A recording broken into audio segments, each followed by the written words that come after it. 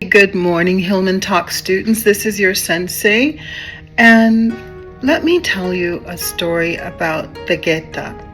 Okay, so Geta are traditional Japanese shoes. Okay, and I have a pair here that I bought for one of my daughters last April when I visited Japan. These are Geta, kind of traditional Japanese shoes that go with kimono and all.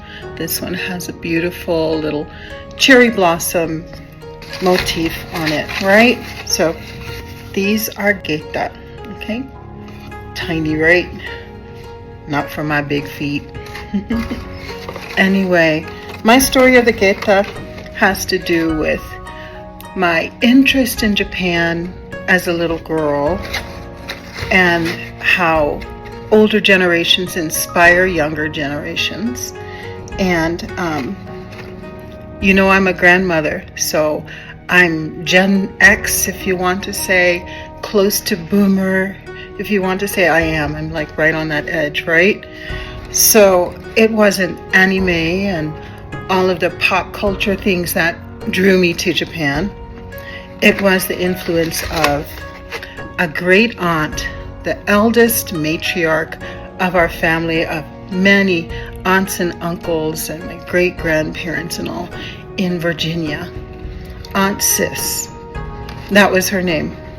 So Aunt Sis, as the matriarch in HBCU, that wasn't popular back then to say that, but historically black college and university, Hampton Institute woman, second generation, because my great grandmother was the first generation.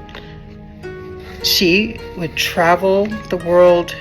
She was a social worker, highly involved in the community and all. And she had a pair of Geta. They had the deep crimson red on this part here and all of that, right? And I just remember them when I was a kid. And she said, one day I'll take you to Japan too. She passed away before that could happen. And she also passed away before I was old enough to show her that I could have that same commitment to traveling the world and helping people and all that too. But anyway, that was the first spark of my interest in Japanese culture, traditional culture, and all of that. Another spark had to do with the fact that everyone would say that Japanese culture was so unique and mysterious and different and all. Its emphasis on the family and family structure and some other things they would say. Oh, Japan is so different from here in the United States. But as a black woman growing up in Virginia, black, Native American, all those other mixes that go into our DNA, growing up in Virginia for generations, we also valued family and some of those things that they said were so crazy unique about Japanese culture. So I wanted to dive deeper. So when I was how old was I? I was about 11 years old. They had the pen pal program, where you would choose a pen pal from a different country and you would write them letters way before like email and cell phones. Cell phones were Star Trek stuff. And yes, I'm a Trekkie too. Lieutenant Uhuru, rest in peace. Okay. Yeah, you know what kind of a channel you're on or whatever you call this thing with TikTok. But anyway, so long story short,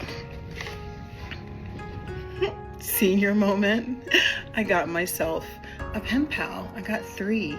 I got one from Trinidad and Tobago. Pam Brown, hey, if you ever remember me.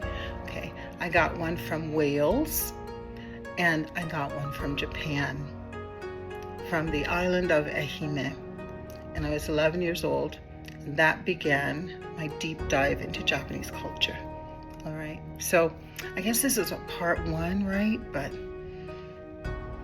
not very edited, other than my senior moment where I had to go what was I talking about? Anyway, that's my story of the Geta for this morning to get you going. All right, have a good day. Ganbatte kudasai.